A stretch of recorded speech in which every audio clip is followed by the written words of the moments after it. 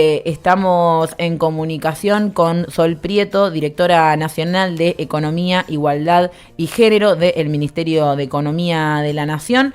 Buenos días, Sol, ¿cómo estás? De este lado, Delfina y Goyo, te saludamos desde los micrófonos de Radio Trinchera. Hola, ¿qué tal? Buen día, Delfina, buen día, Goyo. Bien, bueno, gracias por el tiempo, por el contacto. Queríamos hablar con vos en particular porque, bueno, se vienen teniendo así en agenda estos discursos que hablan de una inexistencia de la brecha salarial, una inexistencia de la desigualdad de género, digamos, un negacionismo concreto sobre las problemáticas que tanto nos han costado poder instalar no solo en la agenda social, sino también en el Estado, ¿no? Nos interesaba preguntarte, bueno, esto, en primer lugar, vos como funcionaria también del Estado Nacional, ¿qué respuesta se le da a estas ideas negacionistas sobre las desigualdades?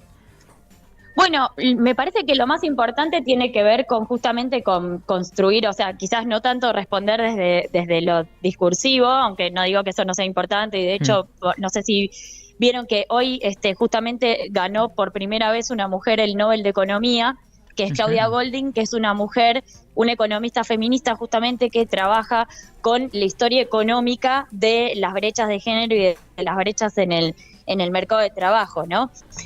O sea, me parece justo muy significativo porque, bueno, es algo que es una noticia que yo me enteré ahora hace unas horas a la mañana y me parece que justamente nos marca cómo, bueno, no es que somos, digamos, por así decir, cinco feministas en una marcha o qué sé yo, o cortando una calle, Sí, sino sí. que, perdón que me causa gracia, pero es el Nobel de Economía y bueno, justamente esto se da porque estas brechas existen, se deben justamente, sobre todo, a las explicaciones que propone la economía feminista, que no van tanto por el lado de la discriminación, aunque la discriminación juega un rol, digamos, en la selección de trabajos. Bueno, de hecho, la propia Claudia Goldin una vez hizo un experimento, ¿no? Donde tomaban, elegían a músicos y a músicas, creo que chelistas, para una orquesta, y lo que ella analizó es que justamente cuando se cerraba el telón,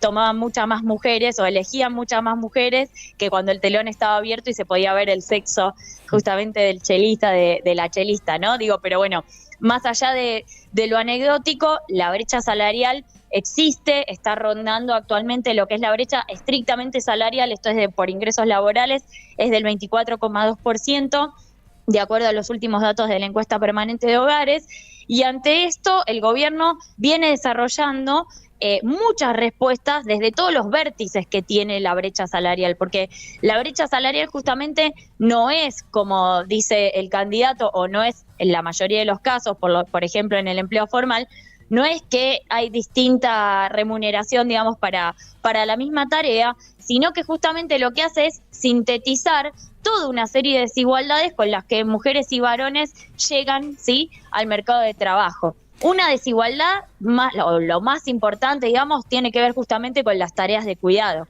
tiene que ver con todo el trabajo no remunerado, no pago, que se hace en general al interior de los hogares y que está muy asociado, no solo, pero muy asociado al cuidado de los hijos e hijas. En nuestro país las mujeres destinan 6 horas y media por día a estas tareas de cuidado en promedio.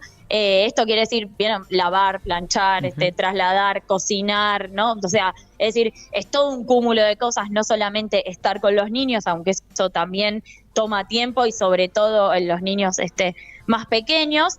Y además estas 6 horas y media en promedio se distribuyen de una manera, digamos, que está muy asociada a la presencia o no de niños y niñas. De hecho, las mujeres que no tienen niños y niñas en sus hogares destinan 4 horas en promedio, y las que tienen 1 ya destinan 7 horas 40, y las que tienen 2 destinan más de 10 horas por día, destinan 10 horas y 11 minutos, de acuerdo a la encuesta de uso del tiempo del INDEC, a estas tareas de cuidado. Entonces, lógicamente, las mujeres, o sea, todo esto para decir, lógicamente las mujeres tienen menos horas disponibles en el día para trabajar de manera remunerada, por eso tienen menores niveles de empleo, menores niveles de actividad, o las que acceden al mercado de trabajo acceden en general a empleos de menor productividad, justamente, claro, como el trabajo en casas particulares, como el comercio, como las profesiones asociadas a la enseñanza, a la salud, ¿no? Entonces, bueno, como producto de eso, o sea, ahí ya tenemos dos cosas, ¿no? Una que tiene que ver con la participación laboral debido al desigual uso del tiempo de cuidados, y otra que tiene que ver con esto de, bueno, meterse en empleos donde podés por ahí arreglarte, por así decir, tus horarios y poder compensar o conciliar un poco las tareas de cuidado con las tareas productivas, ¿no? Bueno, entonces ahí ya tenés cuidados, y esto que acabo de decir se llama segregación horizontal, donde también juegan mucho los estereotipos o roles de género, porque por ahí, qué sé yo, una mujer eventualmente, o sea, y más con los cambios que hubo y existiendo la construcción en seco, por ejemplo, podría acceder, por ejemplo, a un empleo en la construcción, ¿no? Y ganaría el doble que como trabajadora de casa particular. Sin embargo, es poco común, digamos, que las mujeres accedan, porque no se les ocurre, digamos, porque no conocen mujeres albañilas, no conocen mujeres en el ámbito de la construcción, porque a las empresas no se les ocurre contratarlas. Entonces, digamos, acá esto que se llama segregación horizontal juega un rol muy importante, y después todo lo que es lo que se llama segregación vertical, que también se lo conoce como techos de cristal, que es básicamente el menor acceso de las mujeres a puestos jerárquicos o de toma de decisión, tanto en el sector público como en el sector privado. Entonces, y además a esto sí se le suma, digamos, lo que sería la discriminación pura y dura, digamos, cuando llega una mujer a una entrevista de trabajo y le dicen, ¿y vos tenés hijos? ¿Vas a tener hijos? ¿No? O sea, como esto obviamente incide también, aunque menos que estos factores que te acabo de decir, en la selección, digamos, de personal. Se vienen desarrollando, bueno, políticas incluso desde las propias compañías de currículum ciego al género. Pero, bueno, para responder entonces a este problema que, como pueden ver, es muy complejo, o sea, tiene muchas aristas y hay muchos lugares por los que se debe atacar, digamos, la brecha salarial, el gobierno viene desarrollando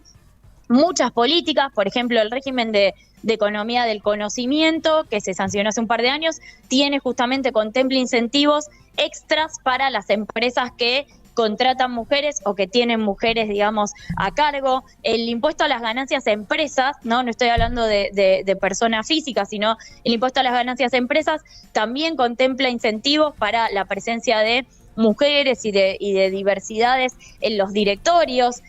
Tenemos también programas como, bueno, ahora justo hace un par de días, el jueves pasado, fue el cierre de un programa muy interesante que sacó el Ministerio de las Mujeres, que se llama Constructoras, que consiste en la capacitación de mujeres, se hace en articulación con los gobiernos provinciales en tareas asociadas a la actividad de la construcción, y luego la posterior contratación para lo que es la obra pública. Entonces no es solamente la capacitación, sino también ya el acceso a un empleo, el acceso a la posibilidad de incluso de tener experiencia en el sector. Existe otro programa que es de promoción de mujeres en el transporte automotor, digamos, que están a cargo del Ministerio de Transporte junto con el Ministerio de Trabajo, que lo que hacen es también capacitar y subsidiarle, subsidiarle, la matrícula para vehículos de larga distancia, digamos, que son vehículos grandes, que son, es una de las actividades de transporte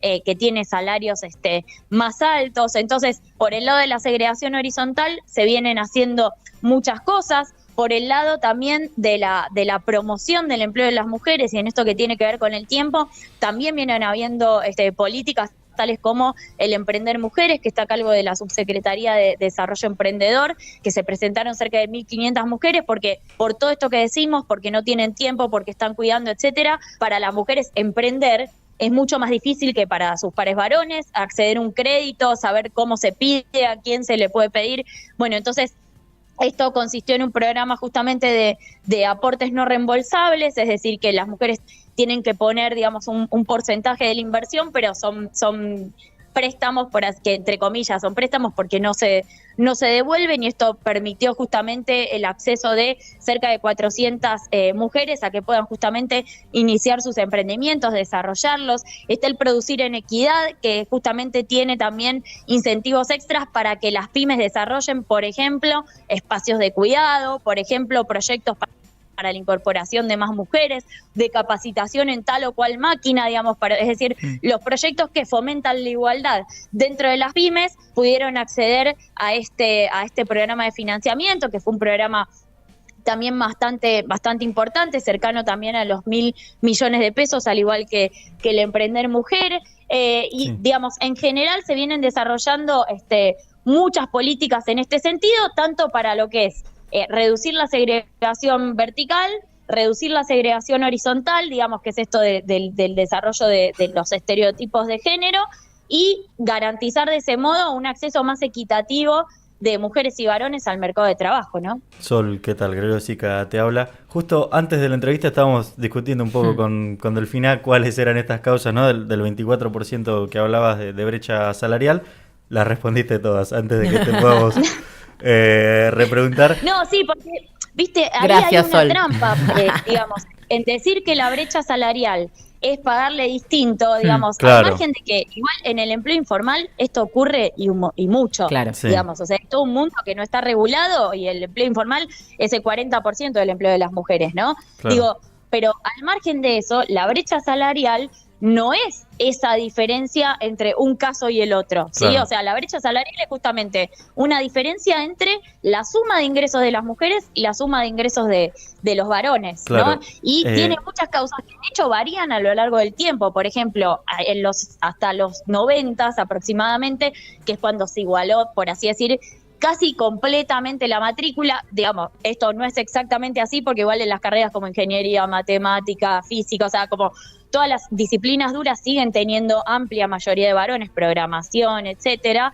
pero digamos, hasta que ocurrió, digamos, la llegada masiva, por así decir, de las mujeres a la universidad, bueno, lo que explicaba la brecha salarial era mucho más por ahí la desigual calificación. ¿Viste? La desigual claro. calificación, cuestiones culturales, de configuración de las familias. Hoy por hoy, los cuidados y especialmente la maternidad. O sea, una mujer, desde el momento en el que se convierte en madre, pasa un 33,7% menos que un varón que se convierte en padre. Claro. ¿Sí? Sí. O sea, esto se llama penalización por maternidad. Es decir, las causas de la brecha salarial van cambiando, obviamente, a lo largo del tiempo, ¿sí? O sea, lo que nos provee la brecha salarial, y que esto es lo que trabajó justamente esta economista que ganó el Nobel, es, bueno, un indicador acerca de cuál es la diferencia entre esas masas de ingresos en un momento dado de la historia, ¿no? Claro. Luego, obviamente, que hay que hacer un trabajo para definir cuáles son las principales causas. Claro. Te queríamos consultar entonces, en ese sentido, más en clave regional y hasta global, ¿cómo está Argentina en ese sentido, teniendo en cuenta, ¿no?, que Argentina ha sido quizás pionera en derechos humanos y demás? ¿Cómo está Argentina a nivel regional, ¿no?, en comparación con sus países vecinos? Y también, ¿cuáles quizás países al cual ver? Se habla mucho, ¿no?, de la igualdad en Islandia, por ejemplo. ¿Es real en esos lugares? ¿Hay que apuntar ahí? ¿O hay que hacer una...? Sí, mira, Sí. El país que tenía menos brecha salarial, la última vez que creo que los últimos datos de OIT creo que son del 2018.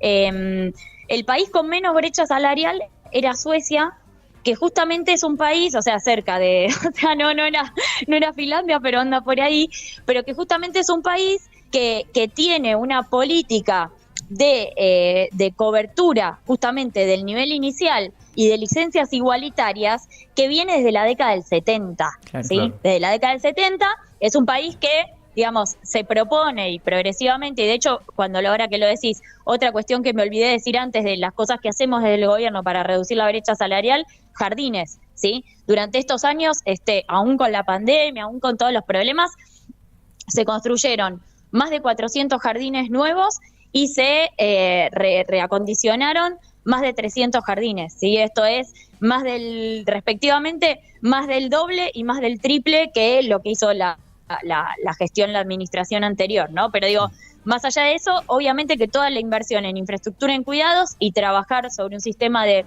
licencias más igualitario para que los varones también cumplan un rol en esta división sexual del trabajo, para que sea justamente más igualitaria para las mujeres, eso impacta sobre el mercado de trabajo. Pero más allá de eso, Argentina ahora tiene el nivel de empleo de las mujeres más alto de la historia de nuestro país. nunca, digamos, o sea, desde toda la serie estadística, nunca registró un valor tan alto como en el primer trimestre de este año, que fue de 48,1%. Eso quiere decir que casi una de cada dos mujeres justamente trabajan de manera remunerada, y esto tuvo que ver también con el hecho de que existieran muchas políticas para justamente impulsar a las mujeres a que pudieran salir al mercado de trabajo después de la pandemia, ¿no? Uh-huh. Es decir, me acuerdo que hacia el tercer trimestre de 2021 ya veníamos alcanzando niveles récord, no tan récord como este del primer trimestre, pero ya veníamos alcanzando niveles muy altos de empleo, y en aquel entonces los únicos países que habían recuperado los niveles de empleo prepandemia de toda América Latina eran Paraguay, Bolivia y Argentina, y el único país que había superado el nivel de empleo prepandemia, siempre estoy hablando para las mujeres, era la Argentina, ¿no? Y obviamente tuvo, digamos, su reconocimiento por parte de ONU Mujeres, del Consejo Económico y Social, de Naciones Unidas, etcétera, esta política de recuperación justamente desde un enfoque de género y diversidad que tuvimos en nuestro país. Estamos hablando con Sol Prieto, directora nacional de Economía, Igualdad y Género. Te quería consultar respecto de, una de las políticas o medidas que también se estuvieron desarrollando durante esta gestión, que tiene que ver con el índice crianza. Vos mencionabas recién ahí la centralidad, ¿no?, que tiene que ver los cuidados. Mencionabas la construcción de jardines de infantes como un espacio central también para poder potenciar a las mujeres. En ese sentido, ¿qué es este índice crianza y qué aporte también hace a evitar o a disminuir la desigualdad? Bueno, te agradezco un montón la pregunta porque estaba muy centrada en las políticas laborales y se me había pasado esto. Bueno, el índice crianza justamente es una herramienta que es pionera en el mundo, es el primer dato oficial de una canasta justamente de crianza, es decir, del costo de criar un niño, una niña o un adolescente en nuestro país. Lo elaboramos por decisión del ministro de Economía, Sergio Massa, junto al INDEC y junto a UNICEF, que además contribuyó en esta herramienta, y justamente lo que hace la canasta de crianza es valorizar tanto el costo de bienes y servicios implicados en la crianza de un niño o niña por intervalo de edad, como, y acá está como la parte más novedosa, el componente de cuidados, ¿no? Es decir, este costo de oportunidad que pagan las mujeres, que es tan importante y que lo pagan justamente por estar cuidando, ¿no? Bueno, ¿de cuánto es ese costo de oportunidad? Que esto se hizo justamente restándole a la jornada de 8 horas, a la que queremos que las mujeres puedan acceder, las horas que están cubiertas por la educación obligatoria, que son 3 en el nivel inicial, que empieza a los 4 años, con obligatoriedad, y 4 horas en el nivel primario, y esto justamente se multiplica por el salario de las trabajadoras de casa particular, por hora, ¿no? Y a partir de esto, digamos, ya esto surgió para dar una respuesta a lo que yo considero, y bueno, y evidentemente el ministro también lo considera así, como el primer paso, ¿no?, para justamente distribuir de manera más justa la responsabilidad de crianza, que es la economía, ¿no? Es decir, en general, cuando las parejas, digamos, se separan, los niños y niñas tienden a quedar al cuidado casi exclusivo, o exclusivo en la mayoría de los casos, de las mujeres. Uh-huh. Y entonces en estos hogares, que se llaman hogares monomarentales, por lo tanto, pues están en general a cargo de las madres, en 3 de cada 5 de estos hogares, que son más de 1.600.000 en nuestro país, son 1 de cada 4 hogares con niños, niñas y adolescentes, no se percibe la cuota alimentaria en tiempo y forma, y en la mitad de estos hogares se percibe 0 pesos, digamos, en términos de cuota u obligación alimentaria. Es una obligación que, digamos, que para ser una obligación tiene un elevado nivel de incumplimiento, y esto se debe a que los plazos muchas veces del Poder Judicial, la imposibilidad, digamos, que planteaban muchos jueces, muchos abogados y efectores judiciales de definir justamente un valor de referencia acerca de cuál es el costo de criar niños y niñas, sobre todo en la etapa previa, digamos, al juicio, que se llama de alimentos provisorios. Entonces, esto surgió como una respuesta, digamos, o como parte de una respuesta a estos hogares monomarentales. Se anunció el 8 de marzo, se publicó, las 2 primeras canastas se publicaron en la primera semana de julio, y ya desde que se publicaron hubo 17 fallos en 8 provincias. Y además hay muchas provincias que están trabajando en sus propias canastas. Yo, por ejemplo, mañana voy a ir a Chaco, que van a presentar la canasta de crianza de Chaco, ¿no? Porque está bueno, porque esta canasta que publica el INDEC, justamente, al igual que la canasta básica total y que la gran parte de las estadísticas de condiciones de vida es para provincia de Buenos Aires, y está bueno justamente poder captar de manera situada la realidad del costo de criar en cada región del país, en cada provincia, ¿no? Sol, te hacemos la última porque ya nos estamos quedando sin tiempo y para también liberarte, pero bueno, muy interesante toda la conversación. Nos interesa saber por qué crees que justamente la derecha o estas propuestas neoliberales se meten con este tema, ¿no? O utilizan ya sea el feminismo, a la discusión sobre la brecha salarial, a las desigualdades de género, como un caballito de batalla o como un chivo expiatorio en las elecciones, ¿no? ¿Qué crees que encuentran ahí que les potencia su discurso? Bueno, yo obviamente, viste, no me dedico, por así decir, a técnicas electorales y eso, pero desde el punto de vista de la teoría, sí, desde el feminismo también, que sostienen, claro, por eso, desde la teoría económica que sostienen, me parece que hay una cuestión, o dos cuestiones, ¿no? Uno, ¿qué pasa, digamos? Si hay desigualdad y eso constituye un problema, digamos, en términos de falta de oportunidades para las mujeres, qué sé yo, bueno, el Estado se supone que debería intervenir, ¿no? Para reducirla, para generar igualdad de oportunidades. Lo mismo que pasa con la educación pública, con la salud pública, bueno, y está claro que esa propuesta justamente piensa que la intervención del Estado se tiene que reducir al mínimo y que entonces el Estado no tiene nada que hacer respecto a estos temas, ¿no? Que una cosa justamente es decirlo en abstracto y otra cosa es decir, yo no tengo por qué hacerte tu jardín para que vos vayas a trabajar, que me parece que es mucho más fuerte, que no sé si tanta gente apoyaría, ¿no? Esto de que, bueno, listo, no hay que hacer jardines de infantes, que, ¿no? O sea, que cada casa hace un jardín de infantes y qué sé yo. Eso por un lado. Y por otro lado, me parece que también detrás de esta idea de la asignación de los recursos, ¿no? De cómo el mercado, digamos, asigna los recursos de manera óptima, hay justamente toda una cuestión que me parece que es lo importante para discutir cuando hablamos de brecha salarial, que es que más allá de que los arreglos, o sea, porque es verdad que en una familia puede ser que haya un arreglo óptimo donde el varón trabaja más horas y es el principal proveedor y la mujer justamente trabaja menos horas de manera remunerada y destina más horas a cuidar, ¿no? Claro. Obviamente que son arreglos que derivan en esto, ¿no? En reproducir el status quo, digamos, en reproducir la desigualdad, porque justamente el hecho de que sean arreglos óptimos, entre comillas, para cada familia, no quiere decir que sean beneficiosos para las mujeres, ni mucho menos que sean justos, ¿no? Porque las mujeres tienen, y eso sí, además está probado, o sea, tienen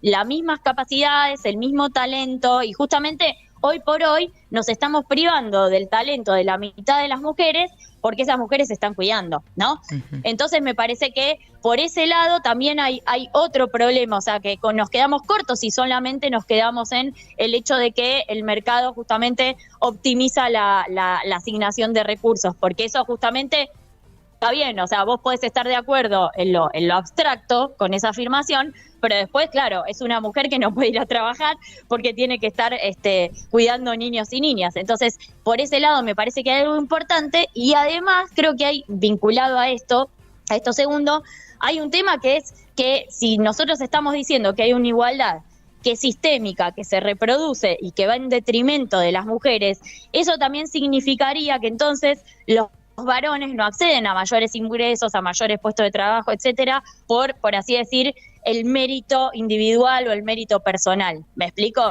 Entonces me parece que también ahí me parece que hay una resistencia, digamos, hay una resistencia muy clara, o sea, porque, bueno, esto les parece que es una afrenta, ¿no? Obviamente, o sea, siempre admitir los propios privilegios es perdón que me tenté, pero siempre es un problema en general para todos los movimientos, si quieren llamarlos populares, si quieren llamarlos emancipatorios o en búsqueda de la justicia social, o sea, como que lo que plantea el feminismo desde este punto de vista es que entonces los varones, más allá de que sean buenas personas, buenos padres, todo lo que quieras, bueno, cuentan ya de movida, parten hacia el mercado de trabajo con estos privilegios. Claro. Entonces me parece que eso puede resultar problemático para algunas personas, ¿no? Totalmente.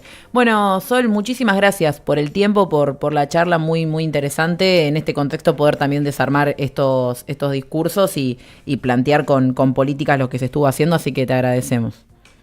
No, gracias a ustedes, a disposición. Chao, hasta luego. Un saludo. Pasaba por el aire de Radio Trinchera Sol Prieto, directora nacional de Economía, Igualdad y Género del Ministerio de Economía de la Nación, repasando muchas de las políticas que se tomaron durante esta gestión, también para justamente comprender, discutir y tener herramientas. Me parece que es una entrevista que sirve para tener herramientas para salir a desarticular un discurso. Totalmente. Que es una discusión que, bueno, como recién decía Goya, nosotros la estábamos teniendo fuera del aire y yo dije casi lo mismo que lo que dijo ella. No. Dije literalmente lo mismo. ¿Por qué? Porque quizás el feminismo es una discusión que ya tuvo y que claramente nos falta a veces poder superar esas barreras de género que hacen que toda la sociedad esté inmersa en esta discusión, que tiene que ver en este caso en particular con la brecha salarial y qué significa, y algunas cosas que se dijeron en el debate de anoche que las vamos a repasar ahora al regreso. Así que vamos a ir a escuchar Cartas sin mascar. Sin marcar. Sin marcar. Soy lo peor, boludo. Cartas sin marcar, de Andrés Calamaro. Un número